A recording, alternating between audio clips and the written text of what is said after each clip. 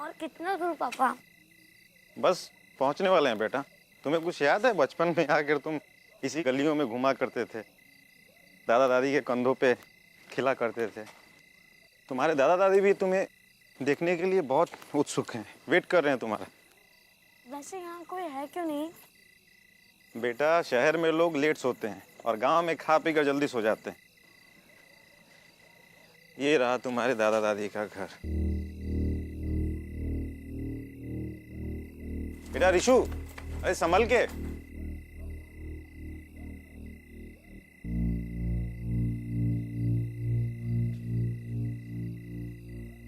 दादा!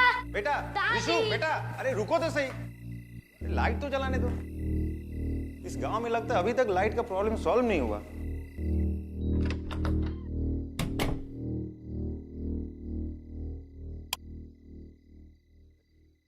नमस्ते mummy papa. आप लोगों ने तो मुझे डरा ही दिया था। कैसे हैं आप लोग? और सुबह से आप लोगों का फोन लगा रहा था, क्यों नहीं उठा रहे हो? मुझसे नाराज हो क्या? क्या हुआ? आप लोग कुछ बोल क्यों नहीं रहे हो? आप लोग से मिलने रिशु भी आया है। पापा!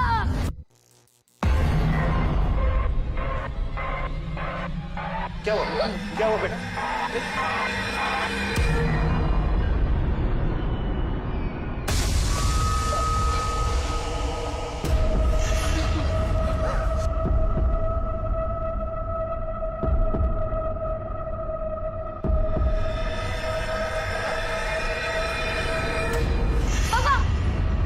पापा!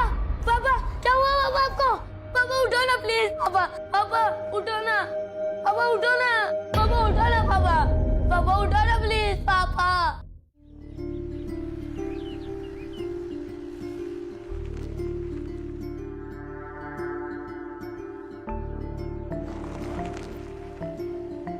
एएसपी आदिति शर्मा। अच्छा बताओ, ऐसी कोई किताब बनी है जिससे तुम्हें जाना जा सके? क्यों? ऐसा क्यों बोल रहे हो? नहीं, कभी कभी हीरो की तरह गुंडों से लड़ पड़ती हो। सारे भूत प्रेत दोस्त थे तुम्हारे। अपने डैड का फोन आते ही बच्चों की तरह उछल पड़ती हो। और कभी कभी गुमसुम रहकर किसी सोच में रहती हो। वैसे फिलहाल क्या सोच रही हो? कुछ नहीं। वैसे आप मेरी पर्सनल लाइफ में इतना इंटरेस्ट क्यों ले रहे हैं एसीपी साहब? अरे इतने दिनों से एक साथ काम कर रहे हैं, इतने सारे केसेस एक साथ सॉल्व किए हैं। एक बार तो तुमने मेरी जान भी बचाई है। अब अपने कलीग के बारे में थोड़ी बहुत पर्सनल इंफॉर्मेशन रखने का हक तो बनता है। अच्छा, इससे पहले जो कलीग थी उसके बारे में सब पता होता था? इससे पहले सिर्फ एक ही कलीग थी मेरी, उसे ठीक तरह से जान नहीं पाया। शिवानी। एक अच्छी ऑफिसर को वनराज ने मार दिया और मैं कुछ नहीं कर सका। विक्रांत, खुद को दोष देना बंद करो। जो भी हुआ उसमें तुम्हारी कोई गलती नहीं थी। वनराज खुलेआम घूम रहा है, उससे बड़ी क्या गलती हो सकती है? विक्रांत, मुझे खुद से ज्यादा तुम पर भरोसा है कि तुम वनराज को ढूंढ ही लोगे।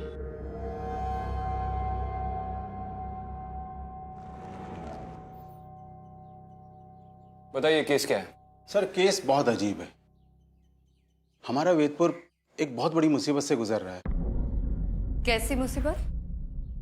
प्रिया, बच्चे को लेकर आओ। बैठो बेटा। सर, मैं तो आपको सिर्फ उतना ही बताऊं जितना मैंने सुना है। ये रिशु है। बेटा, सर को बताओ आपने क्या देखा था?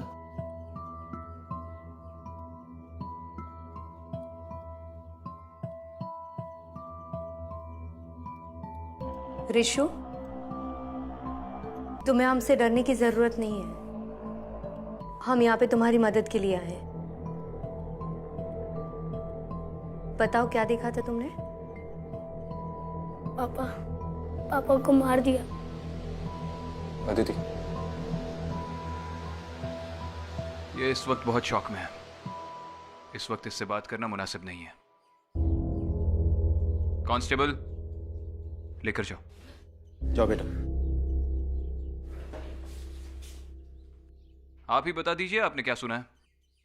सर, ये सुबह हमें पुलिस स्टेशन के बाहर मिला था। इसके पापा और इसके दादा दादी की डेथ बॉडीज घर से मिली थी। आपने आसपास के लोगों से पूछताछ की थी? जी मैम, हमने बात की थी। वो लोग भी वही बात कर रहे थे जो पूरा वेदपुर कर रहा है। क्या? एक ये रात को यहाँ पर रोने की आवाजें आती हैं और सर वो आवाजें पूरे वेदपुर को अपनी चपेट में ले रही हैं। रोने की आवाजें कहाँ से आती है? हर जगह से सर। विक्रांत, आई थिंक हमें ऋषु के दादा दादी के घर जाके एक बार देखना चाहिए। ठीक है, इसके घर का एड्रेस दे दीजिए।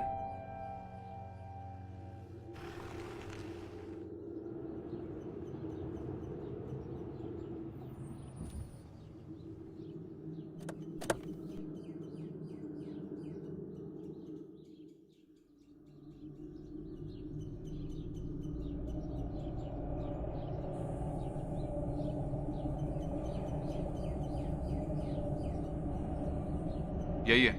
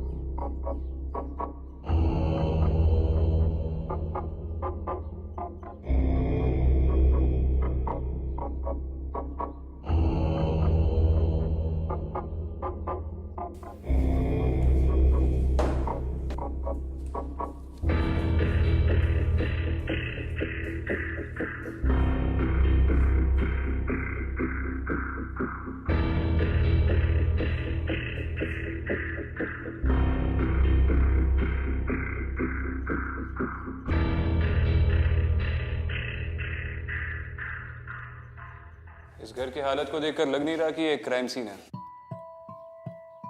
चिंतन और उसके माँ बाप की मौत नॉर्मल सर्कमस्टेंसेस में हुई थी ना? हाँ, दोनों का दिल धड़कना बंद हो गया था और चिंतन की मौत शॉक लगने से हुई थी। शॉक की वजह से? इस घर में ऐसा कुछ तो जरूर हुआ होगा जिसकी वजह से उसे शॉक लगा होगा। कहीं अपने माँ बाप की डेड बॉडीज देखकर तो वो शॉक में नहीं चला गया? हो सकता है। विक्रांत, मुझे लगता है कि मुझे एक बार वैद्य जी से मिलना चाहिए। पिछली बार भी उन्होंने मेरी मदद की थी, इस बार भी वो हमारी मदद जरूर करेंगे। ठीक।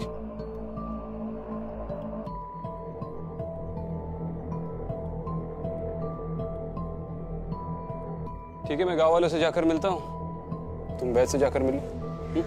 ठीक।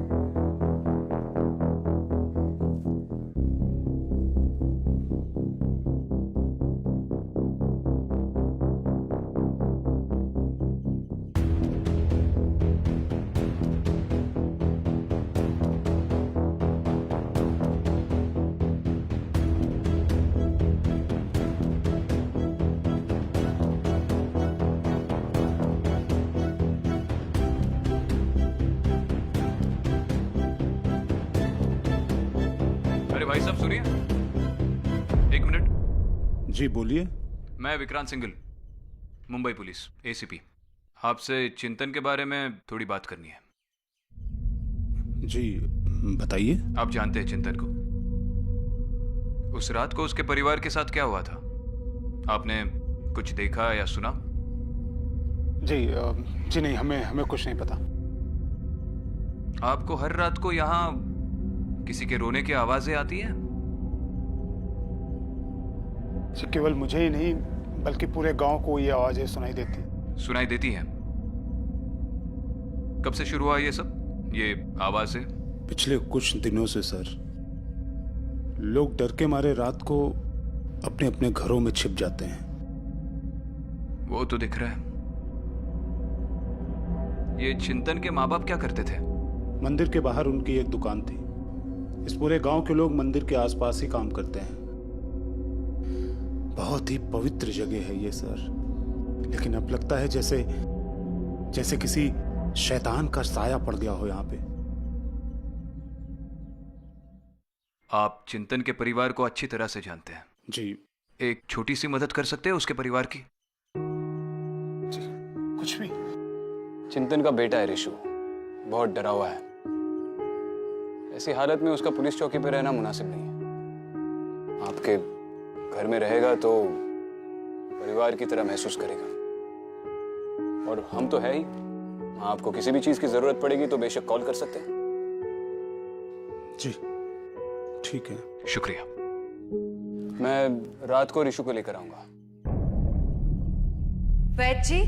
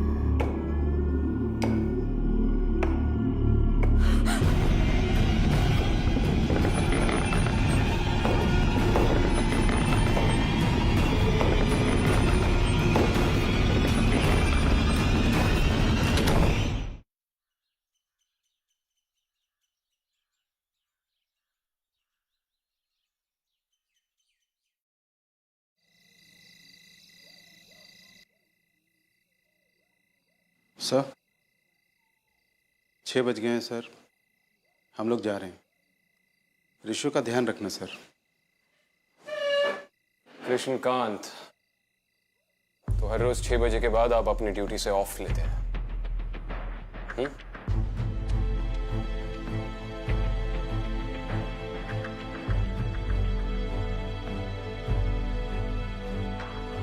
ड्यूटी ज्वाइन करने से पहले आप सबने एक शपथ ली थी कि ये देश, इसके सारे लोग हमारा परिवार है और किसी भी हालत में हम अपने परिवार की रक्षा करेंगे, याद है? और जब वेदपुर को आपकी सबसे ज्यादा जरूरत है तो आप भीगी बिल्ली की तरह 6 बजे के बाद अपने घर में घुसकर चुप रहे। अगर 9 से 6 की ड्यूटी करनी थी तो कोई और ड्यूटी कर लेते, पुलिस में क्यों भर्ती हुए?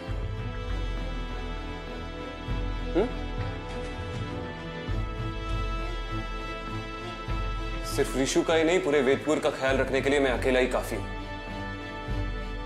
और एक बात याद रखिए, भूत, प्रेत, पिशाच, आत्मा या कोई भी बुरी शक्ति इंसान की हिम्मत और उसके जज्बे से बढ़कर नहीं होती। दफा हो जाइए।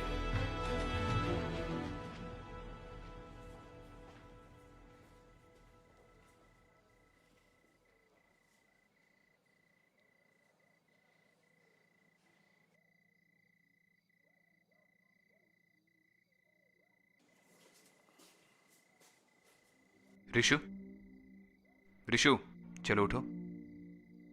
तुम्हें तनुज अंकल के घर पे छोड़ देते हैं। नहीं, मुझे वहां जाने से डर लगता है। मुझे वहां नहीं जाना। डर लगता है?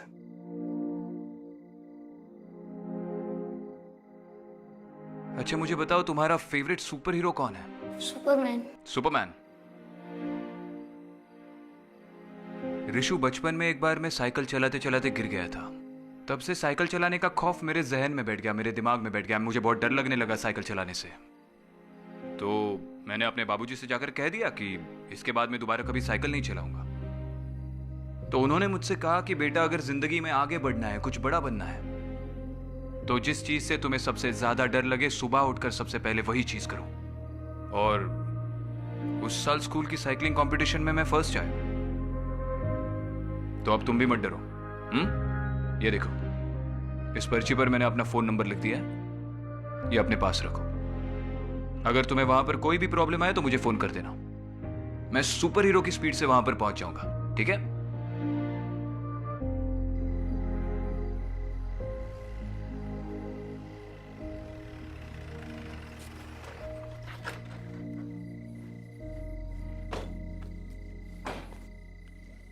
और इशू ख्याल रखना, बच्चा बहुत डरा हुआ है। घर में अगर हंसी मजाक का माहौल रख पाओ तो इसके लिए अच्छा होगा। आप परेशान मत होइए सर, मैं ऋषु का अच्छे से ख्याल रखूंगा, आपको शिकायत का मौका नहीं दूंगा। धन्यवाद। चलो मिलते हैं।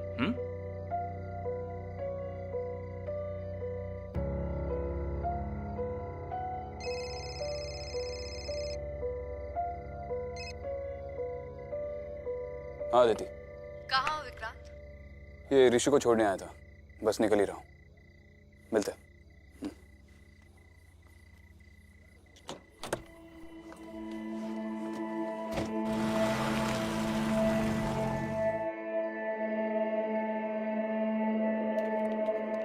विक्रांत कहाँ थे तुम? कब से कॉल कर रही थी, तुम्हें फोन क्यों नहीं उठा रहे? अरे मैंने तुमसे कहा था ना, मैं ऋषु को तनुज के घर पे छोड़ने गया था। हाँ पर एक फोन तो कर सकते थे। कहाँ हो, क्या कर रहे हो, कुछ अता पता ही नहीं तुम्हारा। अब मैं क्या करूँ, मुझे ड्यूटी करते समय फोन पे बात करने की आदत नहीं है। हाँ तो अब आदत डाल लो। मतलब? कुछ नहीं। वैद्य जी ने क्या कहा? वो भी अब यहाँ शायद नहीं है। उनके आश्रम में भी बुरी शक्तियों का साया है। जब मैं उनके आश्रम में गई तो एक बुरी आत्मा ने मुझ पर अटैक किया। विक्रांत, हमने जितना सोचा था उससे कई ज्यादा खतरा है यहाँ पे। ऐसा लग रहा है जैसे अचानक से सारी बुरी शक्तियां वैदपुर में आ गई हो। वापस आने के लिए सारी बुरी शक्तियां कहीं पर गई ही नहीं थी अदिति, चाहे वो वैदपुर हो या कहीं और। जहां जहां अच्छाई होती है वहां पर बुराई होती ही है। आज तक हमने जितने भी केसेस सॉल्व किए, शुरू में हमें काफी दिक्कतें आई हैं, लेकिन हमारे अंदर की अच्छाई ने हमेशा हमें उन्हें सुलझाने की मदद की है। बेटा पता है, मैं और तुम्हारे पापा सारा दिन खेतों में घुमा करते थे, मंदिर से चुराकर प्रसाद खाते थे और पड़ोसी के खेत से आम, खूब मस्ती करते थे। फिर एक दिन वो शहर चला गया और मैं यहाँ रह गया। उसके जाने का मुझे भी अफसोस है। मेरी मम्मी चली गई भगवान के पास और अब मेरे पापा भी चले गए। बेटा हम है ना तुम्हारे पास। और तू बिल्कुल उदास मत हो, ठीक है? कल सुबह होते ही मैं तुम्हें पूरा वेदपुर घुमाऊंगा। आप कल की छोड़िए, मैं अभी इसके लिए कपड़े देती हूँ, फिर आराम से सो जाना, थक गया है। और तुम मोबाइल पे गेम खेलोगे? ये लो। इस बार तुम बहुत ज्यादा टेंशन में लग रही हो, क्यों? पता नहीं, इस बार अजीब सी घुटन हो रही है। ऐसा लग रहा है जैसे कुछ मुझसे दूर जाने वाला है। विक्रांत, कहीं इन सब के पीछे वनराज तो नहीं है? वनराज होगा तो वनराज मरेगा। जिस तरह समय की इकाई, समय का सिलसिला अटूट है, अंतहीन है, उसी तरह बुराई और अच्छाई की लड़ाई भी अंतहीन है। उसका कोई निश्चित अंत नहीं। मगर हर युग में जीत अच्छाई की ही होती है। अब अगर रावण को मारना है तो राम तो बनना होगा। पर विक्रांत, अगर तुम्हें कुछ हो गया तो क्या शहीद सिपाहियों की तस्वीरों में लेट विक्रांत सिंघल की तस्वीर लग जाएगी और तुम उसके सामने खड़ी रह के सल्यूट करना? विक्रांत, मैं मजाक नहीं करती।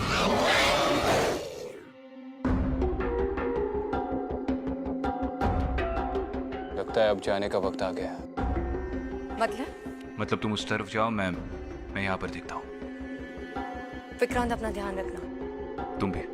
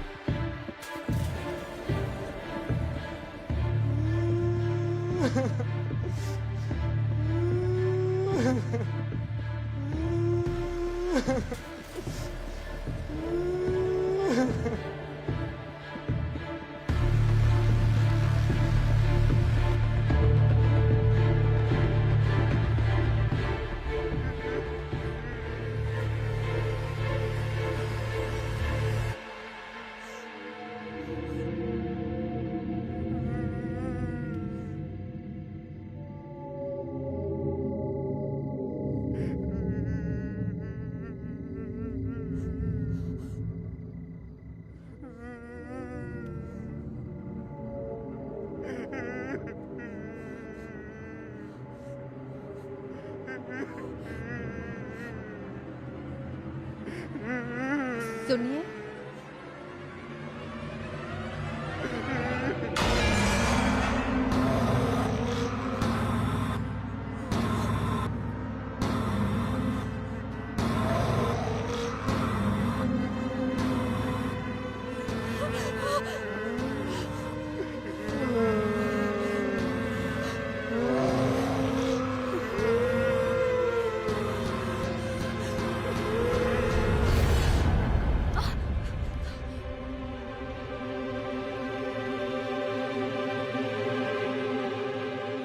जी आप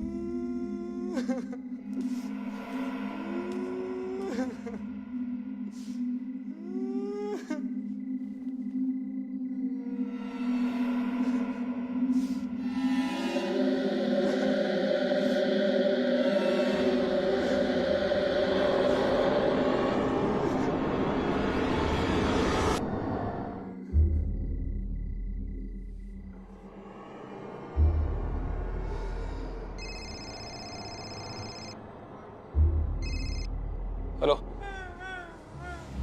हेलो ऋषु, हेलो, रो क्यों रहे हो ऋषु? अच्छा सुनो, रो मत, मैं आ रहा हूँ।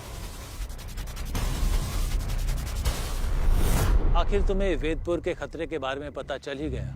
जी, पर ये सब कुछ कौन कर रहा है और क्यों कर रहा है कुछ समझ में नहीं आ रहा। हमें जितना पता है उतना हम तुम्हें बता सकते हैं। वेदपुर में लोगों की मौत होती जा रही है और मरने वाले की आत्मा को मुक्ति नहीं मिल रही है। हाँ, शायद इसीलिए वो लोग रो रहे थे। वो लोग मुक्ति मांग रहे हैं। पर वैची, ये सब कुछ यहाँ वेदपुर में ही क्यों हो रहा है? अदिति, तुम्हें मैंने पहले भी बताया था, वेदपुर वो जगह है जहाँ पर रावण ने पहली बार धरती पर कदम रखा था। लेकिन इस बार रावण ने नहीं, एक शैतान ने हमारी धरती पर कदम रखा है। वो शैतान जोरों से अपना जाल फैला रहा है। शैतान? कहीं वो शैतान वनराज तो नहीं है? शैतान के अनेक नाम होते हैं, कभी किसी रूप में और कभी किसी और रूप में प्रकट होता है। हो सकता है वेदपुर में वो वनराज के नाम से आया हो। हाँ, लेकिन उस शैतान को मारने का, उसे खत्म करने का कोई ना कोई तरीका तो होगा ना? उस शैतान को मारने का सिर्फ एक ही तरीका है, वो मैं तुम्हें बता चुका हूँ और तुमने देखा भी है।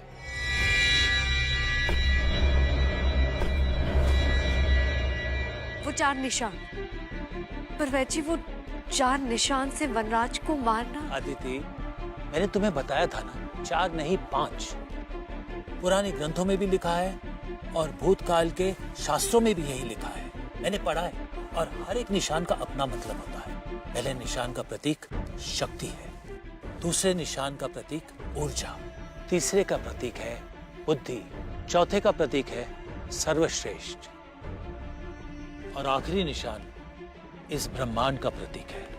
वो कहाँ पर है और कैसा दिखता है ये हम नहीं जानते।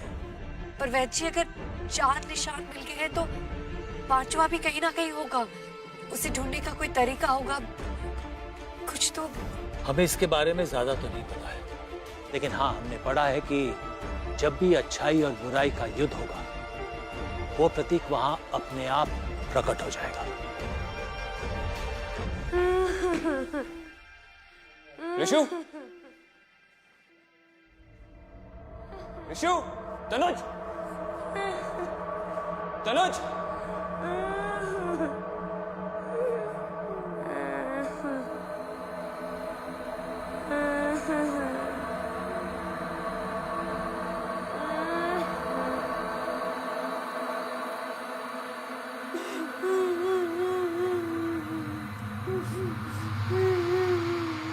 ऋषु,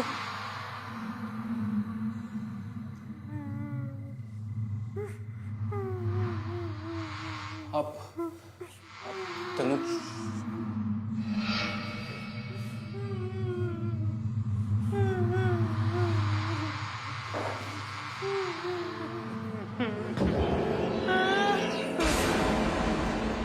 तनुज,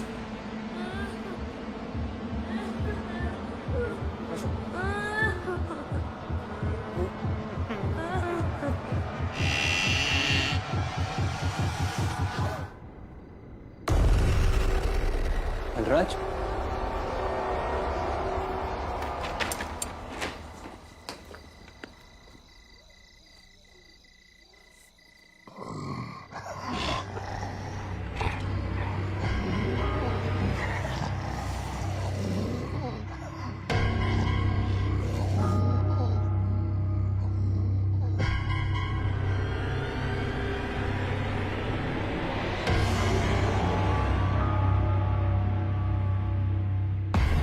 वैद जी ऐसी अच्छाई, ऐसी शक्ति, वो कौन है जो वनराज से लड़ पाए? वनराज से लड़ाई बहुत पुरानी है अदिति। सबसे पहले उससे लड़ने आया था सिद्धांत। सिद्धांत जोगलेकर, शिवानी का भाई। सबसे पहला निशान हमने उन्हीं की डायरी में देखा था। उसके बाद आई शिवानी, उसके बाद आई तुम और वो विष कन्या अनन्या। और मुझे पता नहीं कि तुम ये बात जानती हो कि नहीं, तुम, सिद्धांत, उसकी बहन शिवानी और वो विष कन्या अनन्या एक ही अनाथ आश्रम से हो। रामेश्वर शिशु मंदिर।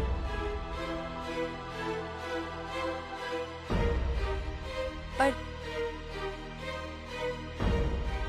आप ये बात कैसे जानते हैं? तुम्हारे जाने के बाद जब हमने वो 5वां निशान ढूंढना शुरू किया, तब हमारे सामने वो 5वां निशान नहीं आया, बल्कि तुम्हारी कहानी हमारे सामने आई। क्या? अनाथ आश्रम के जलने के बाद सिद्धांत और उसकी बहन शिवानी को एक परिवार ने गोद ले लिया था। सिद्धांत की 2 बहनें और थी, एक अनन्या और एक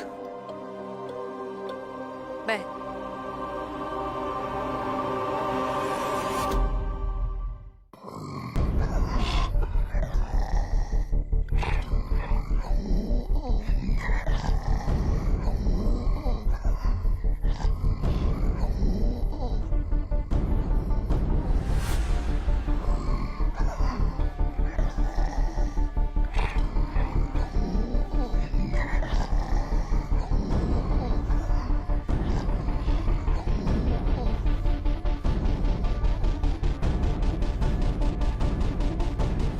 लेकिन तुम सब वनराज को मारने के लिए नहीं, बल्कि वनराज को मारने वाले की सुरक्षा के लिए यहाँ आए हो। कौन है तुम? मेरा नाम अदिति। शिवानी ने मुझे यहाँ भेजा है किसी की मदद करने।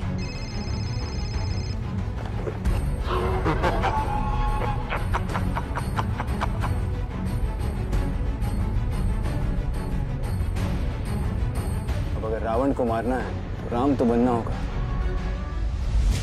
मतलब वनराज को कोई खत्म कर सकता है तो वो है विक्रांत।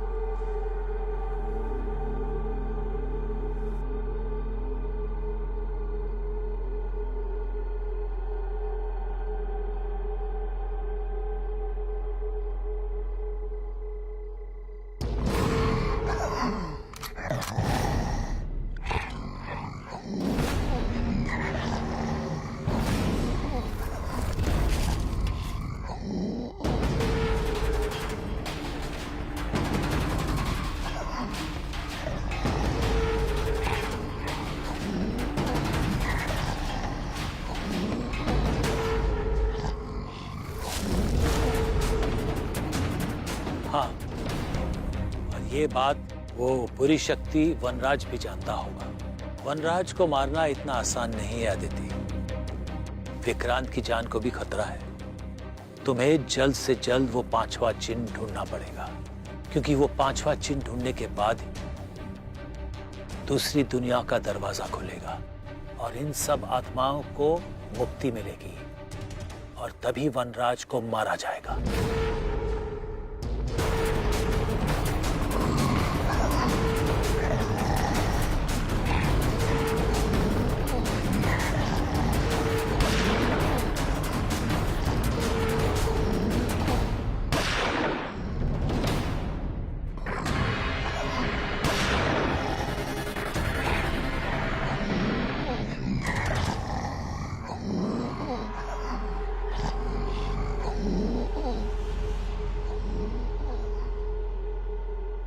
लेकिन वैद जी, मैं वो 5वां चिन्ह कैसे ढूंढूंगी?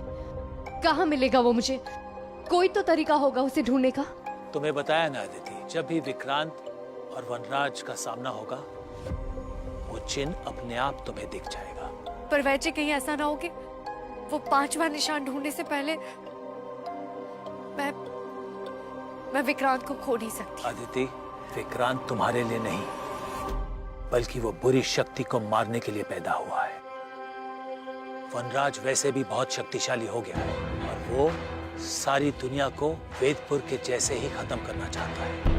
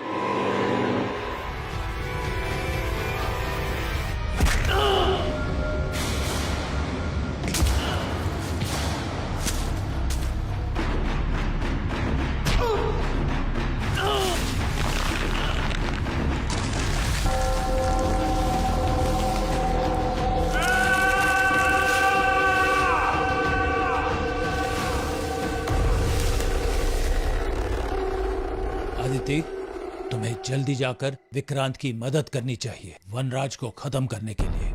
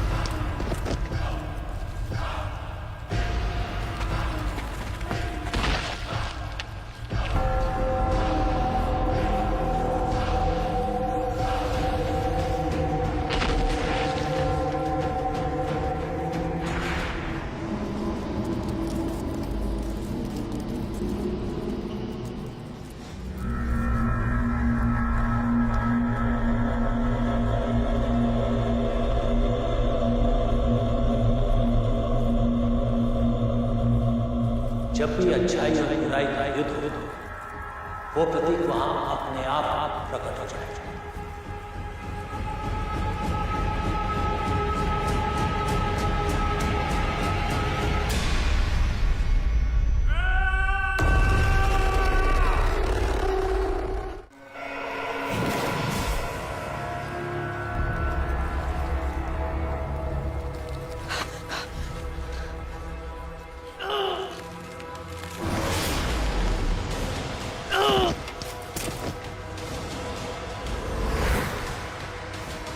निशान प्रकट हो गए, तो पांचवा निशान भी यहीं कहीं होना चाहिए।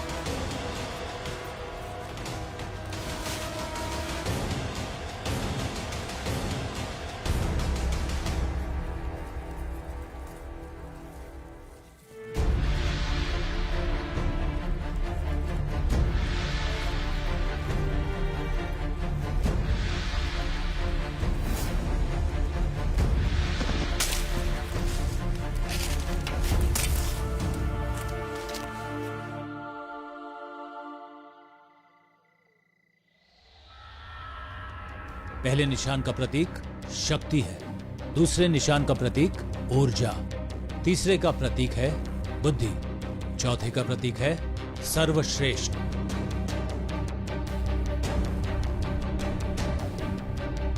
और आखिरी निशान इस ब्रह्मांड का प्रतीक है।